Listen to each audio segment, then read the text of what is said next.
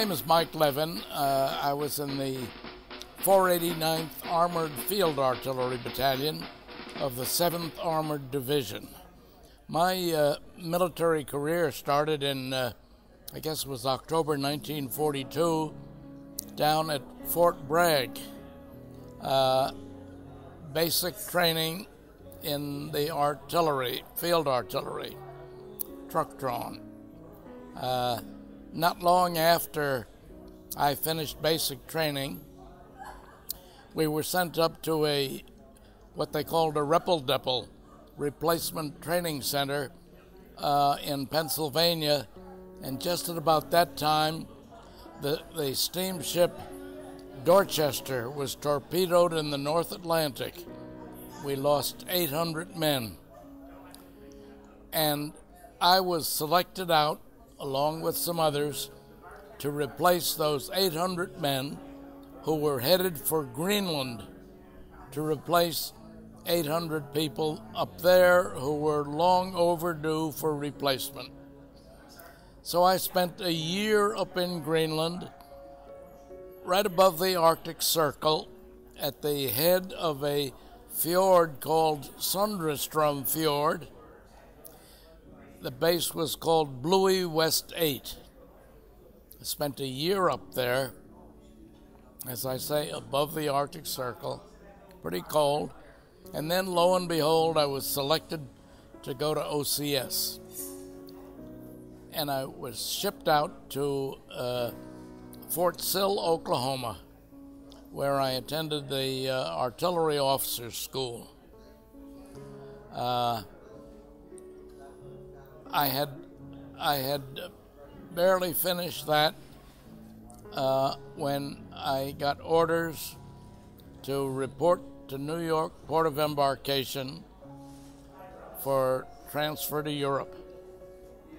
And got to New York, young second lieutenant, freshly minted, and I was told I was going to be a loading officer. And we had two gangways on the SS Queen Elizabeth, and I and my crew loaded 7,500 men on our gangway, 7,500 on the other gangway. We loaded 15,000 troops onto the Queen Elizabeth for transfer to Europe. And when we left New York, there was Coast Guard escort, but then the Coast Guard escort disappeared, and it was explained to us that the reason was they couldn't keep up with the speed of the Queen Elizabeth. We crossed in 4 days and landed in Iceland. I believe the town was Greenock or Gurok, and were transferred by rail to Southampton. In Southampton, we were loaded aboard a former Polish ship by the name of the Pilsudski, and they landed us at Le Havre. Not a normal landing because I got my feet wet, and transferred by train, and there I was in the Battle of the Bulge. Started in a Belgian town called Verviers, Dizon de Verviers, and that's where my war started.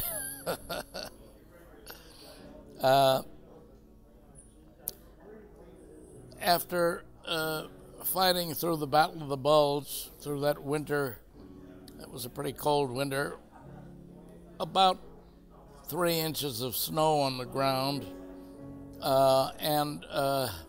which is interesting because every once in a while, if I find someone that was there at the time, I ask them how much snow there was, and I get answers anywhere from 2 inches to a foot, but I know it was 3 inches of snow on the ground.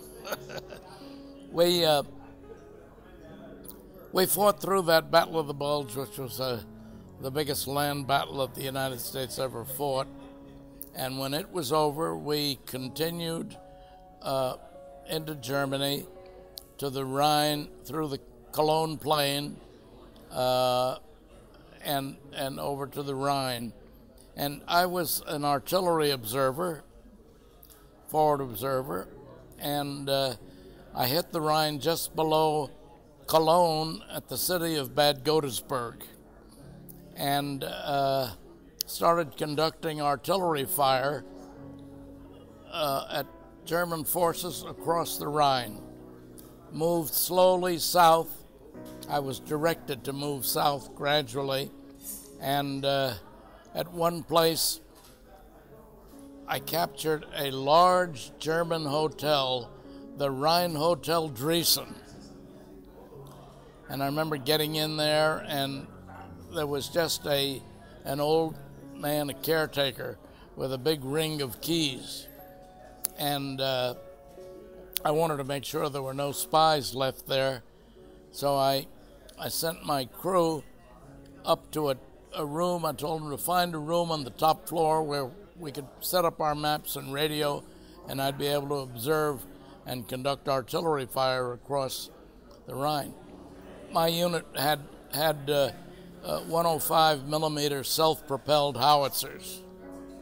They were called the M5, and we conducted artillery fire from that point, and gradually moved south to Remagen, where I crossed on the Remagen Bridge. I got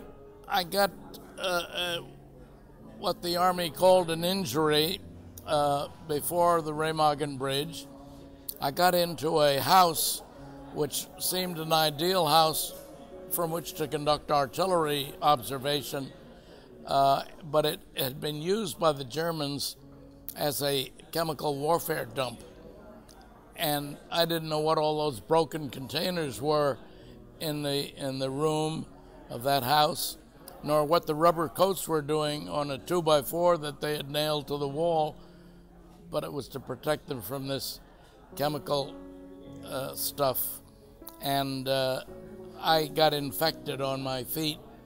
Some of the powdered broken containers got on there, and the medics wanted to turn me back in, but I refused to go until we crossed the Rhine at Remagen, and the German forces were largely defeated. We continued on a short way, and I finally agreed to be evacuated. They sent me back in an ambulance to a little airport at Cologne, and from there they flew me to Paris, where I was put in a hospital and stayed there about 3 weeks, maybe 4 weeks. Was lucky that an older brother of mine, who was a war correspondent with the old New York Herald Tribune, got to Paris at about the same time, so we were able to meet there in Paris at a place the French call the Cercle Militaire, sort of a military club. We met there. It wasn't very long after we crossed the Rhine that the war was over, and I was able to be eligible to leave the front lines when the war was over. Most of the men in my outfit were directed to get ready for a shipment to the Far East because the war in Japan was still going on, war in the Pacific. And I didn't have to do that because I had been in Greenland before I had come to Europe.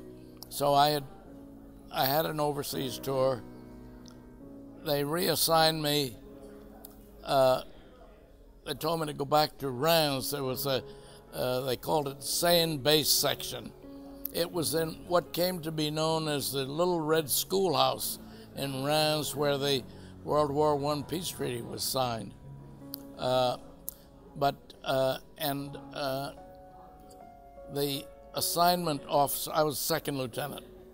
The assignment officer there looked through all of his openings, and I looked with him, and I didn't care for most of those that he had until he came to one there that he said, "Well, this has been open for a long time, but you're not qualified." And I said, "Look, what is it?" They wanted a major who was experienced in special services things for an assignment at the Switzerland Leave Center in Mulhouse, France.